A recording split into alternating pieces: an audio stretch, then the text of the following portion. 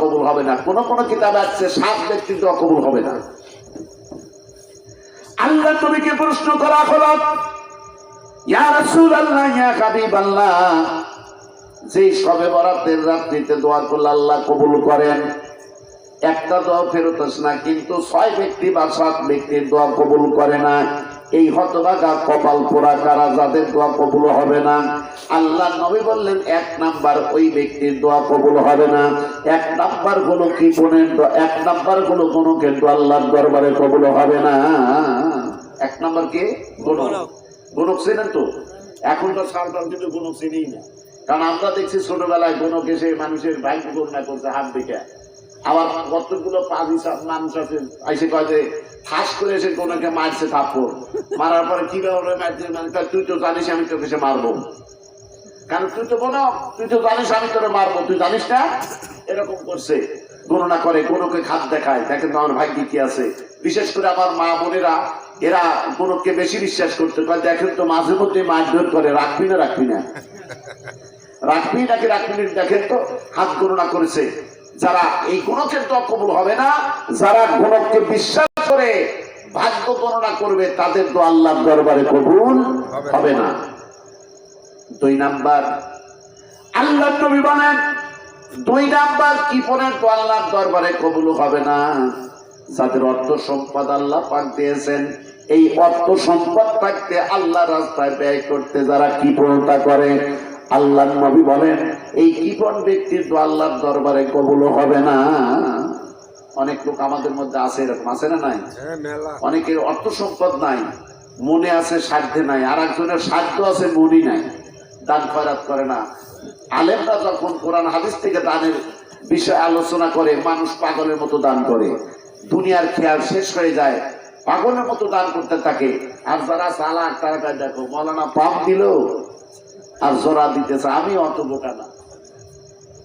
আপনি মরিয়া দেখেন, আপনি সম্পদ নিয়ে কবরে দেন, ইন্নামা আমালকুম আওলাদুকুম ফিতনা। অর্থ সম্পদ বেটা বেটি হলো বিপদের কারণ।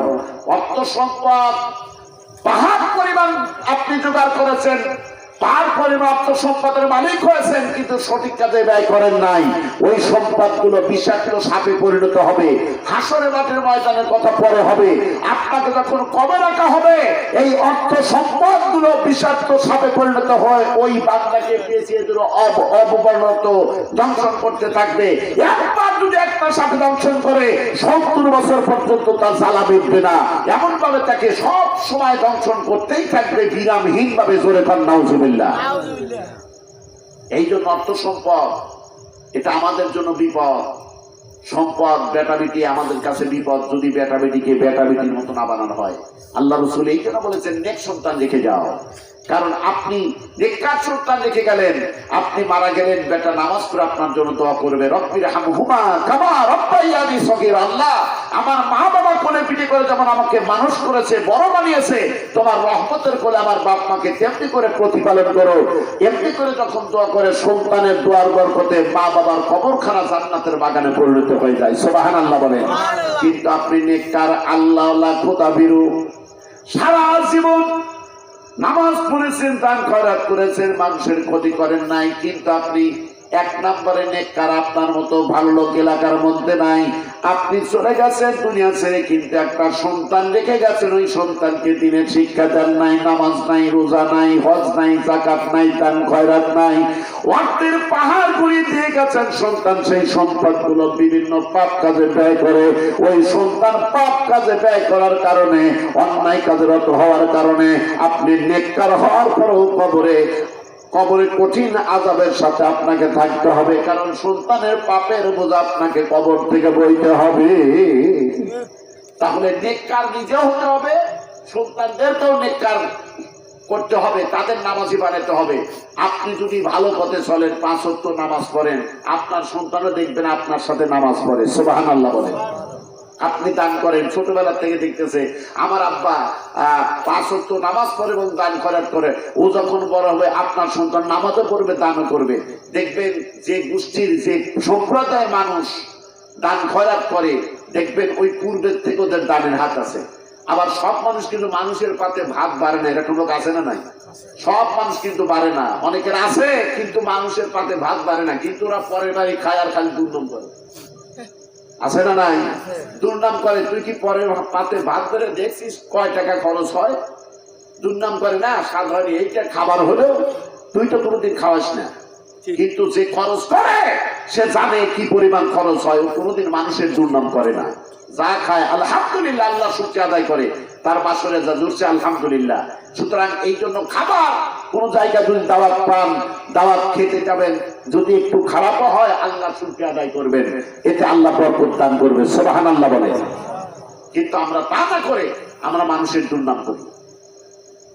এই জন্য কৃপণ ব্যক্তি আল্লাহ জান্নাতে যেতে পারবে না। যারা দুনিয়াতে কৃপণতা করবে কারণের সঙ্গে জাহান্নামে যাবে। নাউজুবিল্লাহ বলে। মুসা পয়গম্বরের জামানায় কারণকে যখন বলা হলো, কারণ তুমি যাকাত দাও, কারণ যাকাত দিতে প্রথমে অস্বীকার করে নাই, কয় হ্যাঁ যাকাত দেব। তো যাকাত দিতে এত সম্পদ আল্লাহ পাক কারণকে দান করেছিলেন যে যার কারণের অর্থ সম্পদের চাবিকাঠি বহন করতে 70টা উট লাগতো। সুবহানাল্লাহ বলে। এত সম্পদের মালিক কারণকে বলো জাকাত দাও, জাকাত দিয়ে এখন জাকাতের টাকা গণনা করতে করতে রাতের পর রাত, রাতের পর রাত, রাতের পর রাত কেটে যায়। চিন্তা করে হারে এ তো অনেক বাতের তেলই ঘুরে যেতেছে, তেলই তো অনেক টাকা বিল হয়, একটু সলতে কমায় দেয়, সলতে কমায় দেয়। করতে করতে অনেক রাত্রি কেটে গেছে, তার গণনা শেষ হয়। শেষ করে সলতে একদম বাতি নিভিয়ে দেখায় জাকাত দেবো কি, তেলের দামই তো গাড়ি হয়।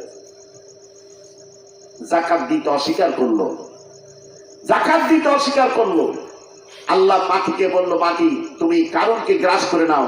কারণকে মাটি গ্রাস করে নিচ্ছে, কারণের এই কোমর পর্যন্ত গ্রাস করে ফেলেছে, মাটির দিকে আস্তে আস্তে দেবে যাচ্ছে। মুসা পয়গম্বর যায় বলে, কারণ এখনো সময় আছে, জাকাত দাও, জাকাত আদায় করো। মুসাকে ডাকতে বলে, মুসা তুমি আমাকে মেরে আমার এই সম্পদের মালিক হবে? কোনোদিনও পাবে না, কারণ আমার যত ধন সম্পদের চাবিকাঠি সব চাবি, আসল চাবি আমি সাথে নিয়ে গেলাম, সুতরাং এগুলো তোকে দেব না, আমি আসল চাবি সাথে করে নিয়ে গেলাম। আমার শোনাবেরা, এই জন্য দুনিয়াতে যদি কোনো মানুষ কৃপণতা করে, দান করতে কার্পণ্য করে, কাল কিয়ামতের ময়দানে ওই কারণের সঙ্গে হাসর নাসর হবে। যার কারণে আল্লাহ পাক যাকে যতটুকু সম্পদ দিয়েছেন তুষ্ট থাকতে হবে, সন্তুষ্ট থাকতে হবে, আল্লাহর শুকরিয়া আদায় করতে হবে। আমরা অবশ্য অনেকে দেখা যায় সম্পদ যদি কম হয় নিজেকে ছোট মনে করে, আল্লাহ এতই দরিদ্র বানিয়েছে, এত গরিব বানিয়েছে, আবার অমুকে এত টাকা সম্পদের মালিক বানিয়েছে, কথা বলা যাবে না। আল্লাহর শুকরিয়া আদায় করেন। আপনাকে সম্পদ দেয় নাই, অর্থ সম্পদ আল্লাহ পাক দান করে নাই, কিন্তু আল্লাহ শুকরিয়া আদায় করেন। অনেক কোটি কোটি টাকার মালিক, অথচ ওই ব্যক্তি রাস্তায় রাস্তায় পাগলে বেশে ঘুরে বেড়াচ্ছে, ওই মানুষটার কোটি কোটি টাকার মালিক। আর আপনার মতো একটা টাকার মালিক আপনি, অর্থ সম্পদের কোনো কিছু নাই, কিন্তু আল্লাহ পাক আপনার মেমরিটাকে সুন্দর করে দিয়েছে, আপনি এই বিবেক বুদ্ধি দিয়ে চলাফেরা করতে পারতেছেন।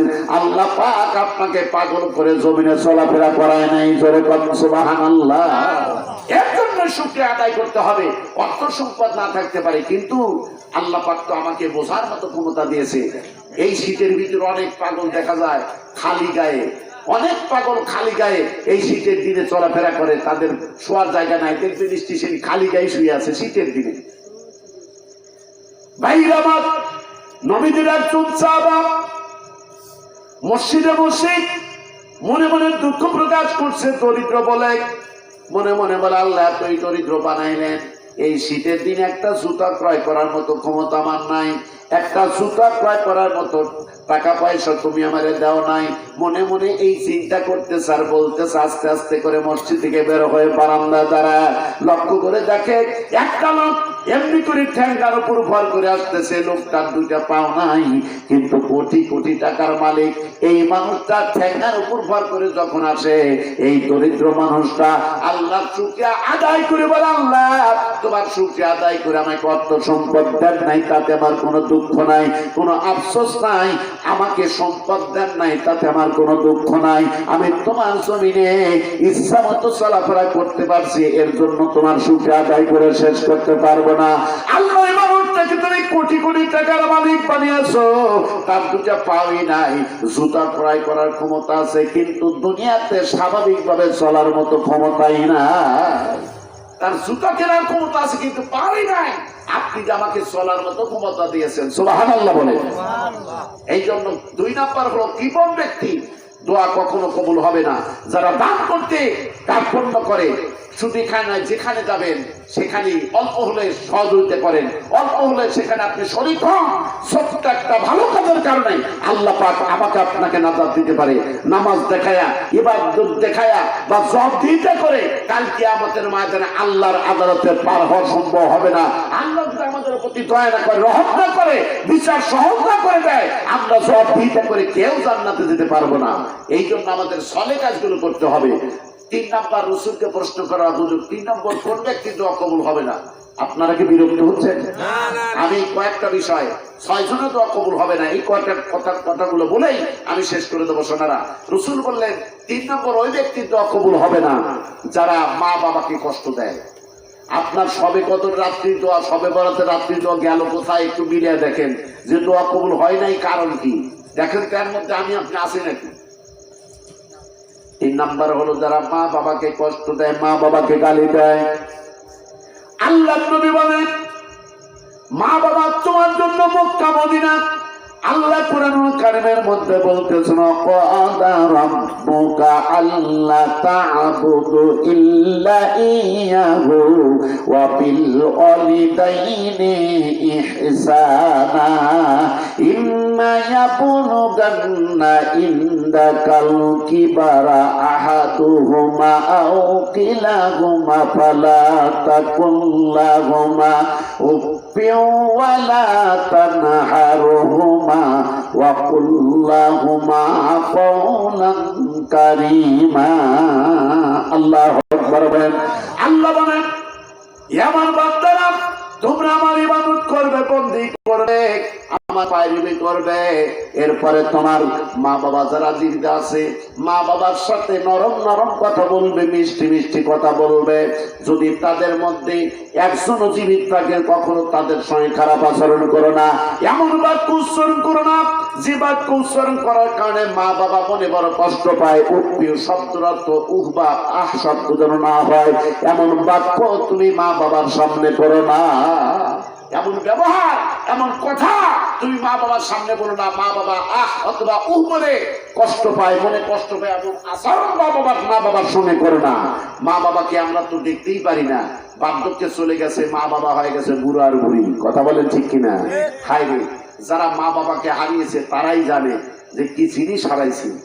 মা বাবা শুধু মা বাবা নয়, মা বাবা আমাদের জন্য ছিল বাড়ির গার্জিয়ানই না, আমাদের বাড়ির পাহারাদার ছিল। সুবহানাল্লাহ বলে।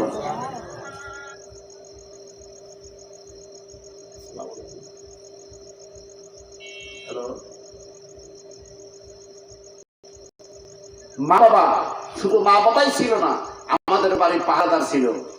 দেখবেন মানুষ যে বাড়ির বার্ধক্য মানুষ আছে, একজন বাইরে যায়, আর একজন ঘরে বসে আছে, আর একজন কোরআন শরীফ তিলাওয়াত করতেছে, আর একজন তাসবিহ তাহলিল নিয়ে বসে আছে।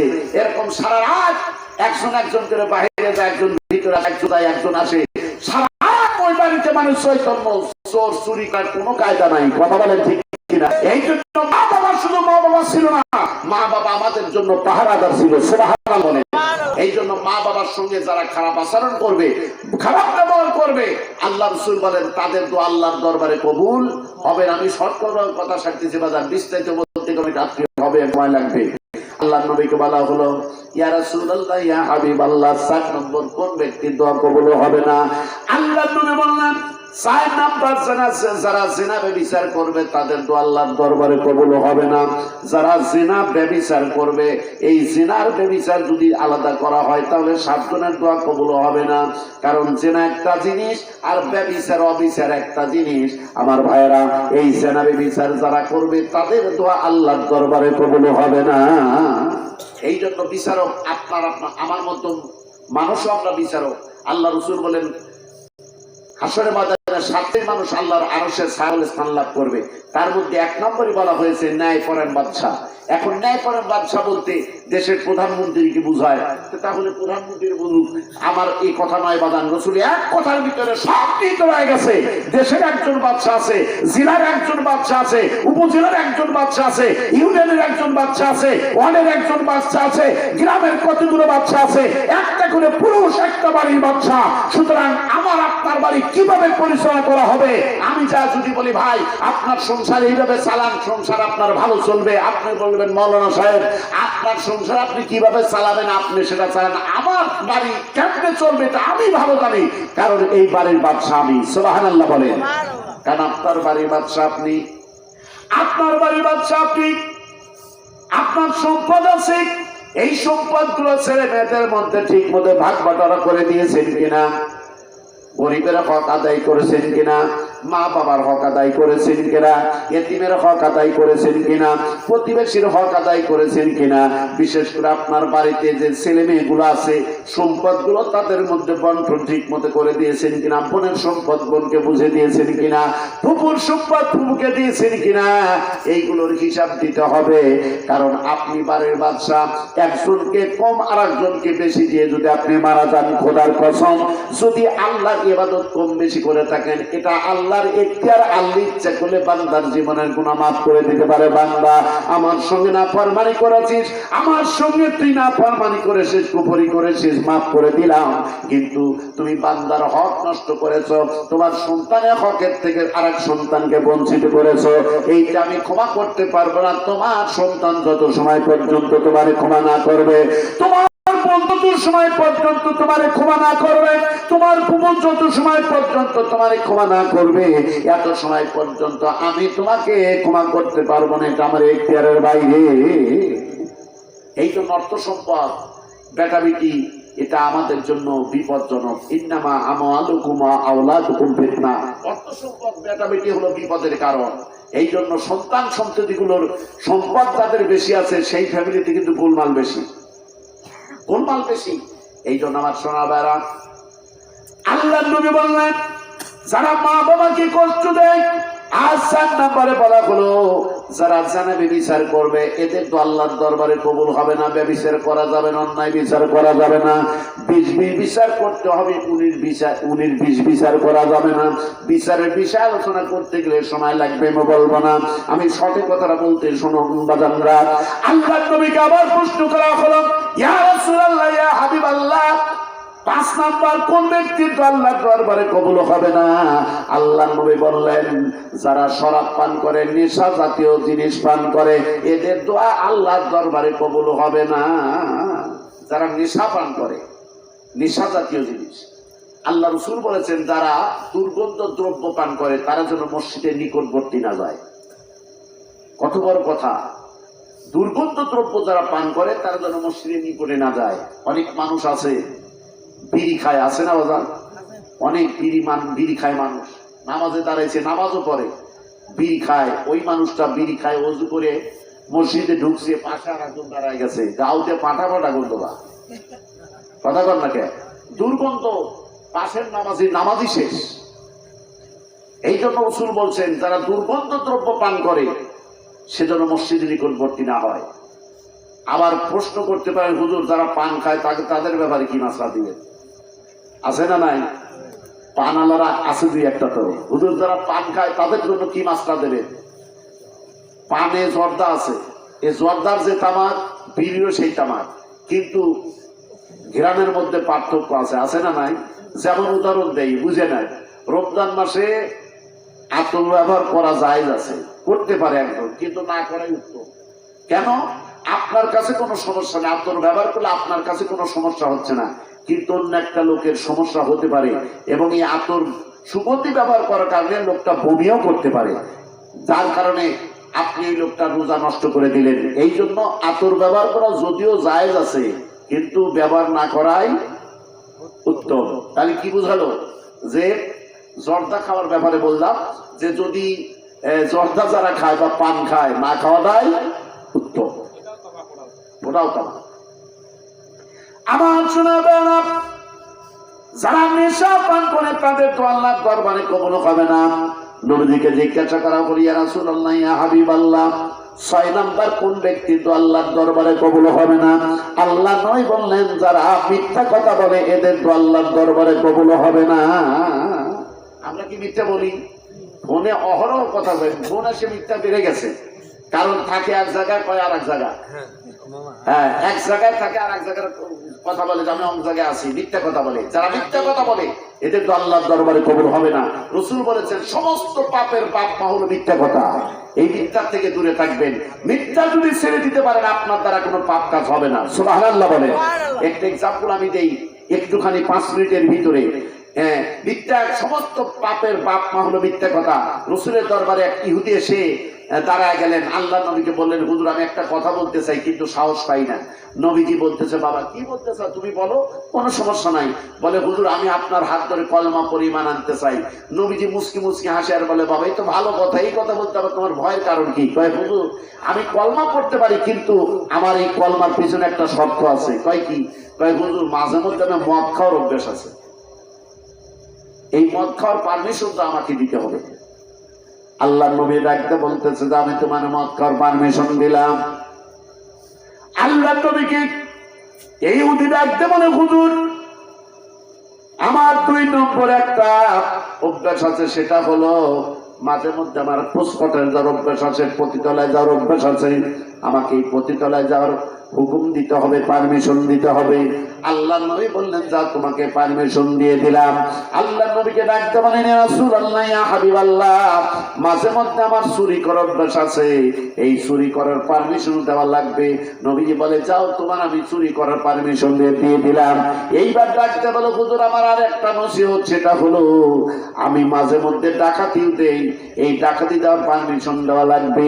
নবীজি বলে, বাবা যাও তোমাকে ডাকাতি দেওয়ার পারমিশন দিয়ে দিলাম। আল্লাহ নবী ডাকতে বলে, বাবা যতগুলো তুমি পারমিশন চেয়েছ সব পারমিশন আমি তোমারে দিয়ে দিলাম, কিন্তু আমার একটা কথা তোমাকে মানতে হবে। ইহুদি ডাকতে বলে, হুজুর এতগুলো পারমিশন আমি চেয়েছি, একটাও বাধা দেন নাই, সব পারমিশন আপনি দিয়ে দিয়েছেন, সব লাইসেন্স আমাকে দিয়ে দিয়েছেন, আর আপনার একটা কথা যদি না মানে তাহলে কি তা হয়? কি এমন কথা বলেন হুজুর, আমার যত কষ্ট হয় আমি কথা অক্ষর অক্ষরে পালন করব। আল্লাহ নবী ডাকতে বলে, বাবা আমি যতগুলো পারমিশন চেয়েছি আমি সবগুলো দিয়েছি, আমার একটা কথা মেনে চলো, জীবনে যেন মিথ্যা কথা বলো না। জোরে বলুন সুবহানাল্লাহ। ইহুদি মুস্কি মুস্কি হাসিয়ার বলে, হুজুর এই একটা ব্যাপার হলো, কথা দিলাম আমি জীবনেও মিথ্যা কথা বলবো না। সুবহানাল্লাহ বলেন। ভাইরা আমার, আজকে মদ খাবার পারমিশন পেয়ে গেছে, রসুলের মুখে মদ খাওয়ার পারমিশন পেয়ে গেছে। সুতরাং আজকে তো মদ খাওয়ায় কোনো বাধা নাই। মদের বোতল নিয়ে মদের বোতলের মুখ খুলে আর বলে, মদরে নবীর কারণে তোকে উদার পূরণ করে কোনোদিনই খেতে পারি নাই, যাও খেয়েছি ভয়ে ভয়ে খেয়েছি। কথা বলে, দেখা যায় অনেক ছেলে সিগারেট খায়, বিড়ি খায়, বাচ্চা তারা জানে না। একটা সিগারেট 10 টাকা দিয়ে কিনে কেমন ধরাইছে, এখন একটু চাষা করি ওই পাঁচতলে ফেলে ডলিতে যা 10 টাকা এই কথা বল না কে, চাষাক দিয়ে পাঁচতলে ফেলায় ডলে ফেলে যা 10 টাকায় শেষ হয়ে গেল। এরকম মুরব্বী দেখলে বা আপনার গার্জিয়ান দেখলে এরকম করে। আবার কতগুলো বাপ বেটা মিলে বিড়ি খায়, আছে না নাই? একসাথে কাম করতে করতে সাওয়াল বিড়ি খাতে মোটা বানায়, সাওকে তুই না ফুল আমাকে দে, আব্বা মনেই নেই কে তোমার যে দেওয়া লাগবে একটু আমি এইটুকু খাই, ওই শেষটার বাপ দিতেছে মিলে ঝিলে খায়, আছে না নাই? এরকম মিলে দিলে যদি বাপ বেটা খায় তাহলে তো আর সমস্যা নাই। নবীর পারমিশন দিয়েছে, মদ খাওয়ার আর কোনো সমস্যা নাই। মদের বোতল খুলে মুখে ডালবে এমন সময় তার মনের মধ্যে প্রশ্ন উদয় হয়ে গেল, আমি তো এখন মদ পান করছি, কিছুক্ষণ পরই তো আমার নবীর দরবারে হাজির হতে হবে। আল্লাহ নবী যদি আমার জিজ্ঞাসা করে, বাবা তুমি কি আজকে মদ পান করেছ? আমি যদি বলি না হুজুর মদ পান করি, নবীজির একটা কথা মান্য করা হবে। আর যদি সত্য কথা বলি, হুজুর আমি মদ পান করেছি, হাজার হাজার সাহাবা সেখানে উপস্থিত আছে, সমস্ত সাহাবারা আমাকে ডাকতে বলবে, কোন লজ্জার মাতাকে নবীর হাত ধরে কলমা পরিমাণ আনার পরে কোন লজ্জায় তুমি মদ পান করলে, তোমার কি লজ্জা করলো না? সমস্ত মানুষ আমাকে থুতু দেবে, না না আমার মদ পান করা হবে না। অমনি মদের বোতল দূরে ছুঁড়ে ফেলে দিয়েছে। জোরে বলুন সুবহানাল্লাহ। পোস্টকটারে চলে গেছে। যখন পর মহিলার পক্ষের উপরেও ঠিক আছে জেনা করার জন্য মনের মধ্যে প্রশ্ন দেওয়া হয়ে গেছে, আমি যখন জেনায় লিপ্ত হচ্ছি নবীর দরবারে আমি কিছুক্ষণ পরে তো হাজির হয়ে যাব। আল্লাহ নবী যদি জিজ্ঞাসা করে বাবা তুমি কি আজকে জেনা করেছো, আমি যদি বলি না হুজুর আমি জেনা করি নাই, নবীর একটা কথা মান্য করা হবে। আর যদি সত্য কথা বলে হুজুর জেনা করেছে সব সাহাবার আমাকে থুতু দিয়ে বলবে নবীর হাত করে কলমা পড়ে মানানোর পরে কোন লজ্জায় তুমি জেনার কাজে লিপ্ত হলে তোমার কি লজ্জা করলো না? সমস্ত সাহাবারা আমাকে থুতু মারবে, আমাকে ঘৃণা করবে। না না না, আমার জিনা করা ঠিক হবে না। জিনা না করে ওখান থেকে ঘুরে চলে আসছে। আল্লাহর কাছে ওই ব্যক্তির সবচাইতে প্রিয় যখন বান্দা পাপ কাজ করার জন্য গিয়ে পাপ না করে ফিরে আসে, ওই বান্দা আল্লাহর কাছে সবচাইতে প্রিয়। জোরে বলুন সুবহানাল্লাহ। আল্লাহ নবীর হাত ধরে কলমা পরিমাণ এনেছে ঠিকই, কিন্তু পোস্টকটারেও যেতে পারলো না। এরপরে বাজান চুরি করার জন্য রাতের অন্ধকারে বের হয়ে যাচ্ছে। রাস্তায় একজনের সঙ্গে দেখা হয়ে গেছে। এই রাস্তায় যখন দেখা হয়েছে লোকটা জিজ্ঞাসা করছে এত রাত্রি কোথায় যাও? সত্য বললে বলা লাগবে ভাই চুরি করার জন্য দোয়া করেন। চুরি করার সঙ্গে দোয়া নিয়ে যায় নাকি যে ভাই দোয়া করেন আজকে বাড়াইছি চুরি করার লাগে ধরা যান না করি? তো চোর আর কথা বলে নাই, সত্য বললে ধরা পড়ে যাবে, আর মিথ্যা তো বলা যাবে না। রসুলকে ওয়াদা দিয়েছে। ও চুরি করা বাদ দিয়ে ঘুরে চলে আসছে, ডাকাতি দেওয়ার জন্য রাস্তায় দাঁড়িয়ে আছে। একটা লোক আসতেছে, বলতে তোর কাছে আছে বের কর। অত সহজে তো অর্থ বের করে না। তখন রডে গিরে বেরিয়ে কি কন, এই যে পশ্চিম মামুন গ্রামের লোকজন মাঝে মধ্যে আমাদের ওই ব্রিজের উপর মাইর করেছে। আমি আমার কাছে রিপোর্ট আছে, কয় ভাই আমরা গুড়ির ব্যবসা করি, এটা করি সেটা করি, তো ওই রাস্তায় ভেবে কেড়ে নিছে ভাই, রডে বেরিয়ে কিছু থই নাই। এরকম ভাবে কেড়ে নিছে। আছে এক সময় গেছেন এরকম কেড়ে নিছে, বলে যা আছে বের কর। কয় ভাই বিশ্বাস করেন কিছু কাছে নাই। যখন রডটা কয়টা দিয়েছে, কয় ভাই জীবন ভিক্ষা চাই, যা আছে সব না আমার জীবনটা বাঁচায় দে। সব অর্থগুলো কেড়ে নিয়েছে। এই লোকটার কাছ থেকে টাকা পয়সা গুলো কেড়ে নিয়ে যখন কেড়ে রেখে দিল, লোকটা চলে যায়, ঘুরে ঘুরে তাকায়, যায় আর ঘুরে ঘুরে তাকায়, চিন্তায় একটা জীবন নিয়ে এখনো বাড়িতে যেতে পারলে তাও বেঁচে যায়, এই জন্য যায় আর ঘুরে ঘুরে তাকায়। সুবহানাল্লাহ বলেন। তার মানে এক ফকির ভিক্ষা করছে সারাদিন, ভিক্ষা করে একটু সন্ধ্যা হয়ে গেছে, তো মনের মধ্যে একটু ভয়, বাবারে সারাদিন এত ঘোরাঘুরি করে এই চাইল করে তুলছি, বাচ্চা রান্না করে খাবো, তে সন্ধ্যা তো ঘুরে আসছে, চাইল করে কি কারিয়ে দেয়, কেউ কি মানে জোরাজুরি করে নিয়ে নেয়। এই মনে মনে জল্পনা কল্পনা করতে করতে যাইতে যাইতে দেখে সামনে তিনটা ছেলে, যুবক ছেলে একসাথে কথা বলতে বলতে আসতেছে। দুই তিনটা ছেলেকে দেখে ফকিরি কাম সাজছে, যা ভাবছিলাম তাই মনে হয় চাল কয়টা হারাই ফেলাইলাম। এখন এই তিনজন লোক সামনে এসে ফকিরি বেটা সালাম দিছে, আসসালামু আলাইকুম রাহমাতুল্লাহ। ফকিরি বেটা জবাব দিছে, দিয়ে ফকিরি বেটা যায় আর ঘুরে ঘুরে পিছন দিকে তাকায়, যায় আর ঘুরে ঘুরে পিছন দিকে তাকায়। তার মানে আবার ঘুরে আসে নাকি। এখন এই তিন বন্ধু যার কাছে দোস্ত কত দেখি, এই ফকিরি বেটা কাক সালাম দিছে? তখন এক বন্ধুকে আমার সালাম দিছে, দ্বিতীয় বন্ধুটা ধর তোর দেয় না আমার সালাম দিছে, তৃতীয় বন্ধুটা না তোদের দুজনে কাউ দিতে সালাম আমার দিছে। কয় তালি ফকিরি বেটা ঘর, ফকিরি বেটা ঘর, ও সালামটা দিয়ে শোন লাগবি। ফকিরি বেটা দাঁড়া। ফকিরি বেটা তো এমনি পথ করতেছে, যায় আর ঘুরে ঘুরে তাকায়। যখন তো যে বেটা তারা, ফকিরি বেটা এখন তারা চলে যায়, যা ভাবছিল তাই তো হয়ে গেল। ওরা দিছে তোর ফকিরি বেটা তোর টোপলা নিয়ে মুরব্বী মানুষ এদের সাথে পারে না, কিন্তু সেটা বাবা সারাদিন কষ্ট করে চাইল করে তুলছি, বাবা চাইল করে লিস না, বেটা বিটি না খায় আছে তুই চাইল খেয়ে দিবি। তাহলে তারা ধরছে কেন? তুমি সালাম দিছাও কাউ খেয়ে পড়ে যাও। তখন ফকির মনে মনে পাচ্ছি এইটার জন্য তারা ধরছে, তো এই জন্য বাবা চলে তোমার মধ্যে যে সবচেয়ে বড় গাদা আমি তাই সালাম দিছি। এখন একজন করতেছে আমি বড় গাদা, আর একজন গাদার তুই আর কি গাদা, তোর আমি বড় গাদা। তৃতীয় জন কয় তুই কি জীবনে গাদা দেখছো? তোমরা কেউ গাদা দেখছো? কয় না, আমার দিকে টাকা আমি বড় গাদা।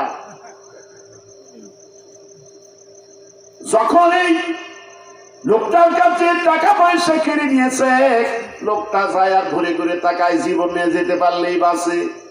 টাকা কেড়ে নিয়ে চিন্তা করছে আমি তো এখন ডাকাতি দিলাম, কিছু সময় পরে যখন নবীর দরবারে হাজির হয়ে যাব, নবী যদি জিজ্ঞাসা করে বাবা তুমি কি আজকে ডাকাতি দিয়েছো, আমি যদি বলি না হুজুর ডাকাতি দেই নাই, নবীর একটা কথা মান্য করা হবে।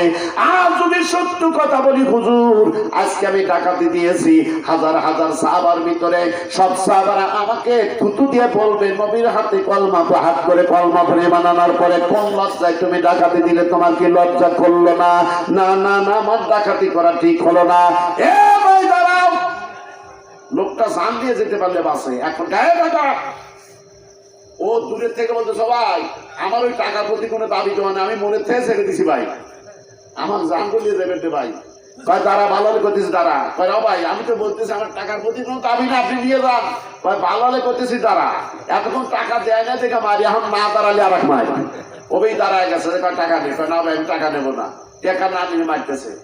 ভাই আমার টাকাগুলো দিয়ে নবীজির দরবারে সকালবেলা এই ইহুদি খাদির হয়ে গেছে।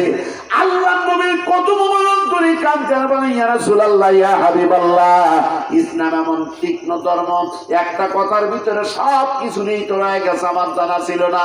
হুজুর আপনি আমাকে মোটর লাইসেন্স দিয়ে দিলেন, আমাকে সেনার লাইসেন্স দিয়ে দিলেন, চুরির লাইসেন্স দিয়ে দিলেন, ডাকাতের লাইসেন্স দিয়ে দিলেন, আমি যতগুলো পারমিশন চাইছি সব পারমিশন আপনি আমারে দিয়ে দিলেন, কিন্তু এমন একটা কথা বললেন যে একটা কথা মানে মেনে চলবে, জীবনের জন্য মিথ্যা কথা বলো না।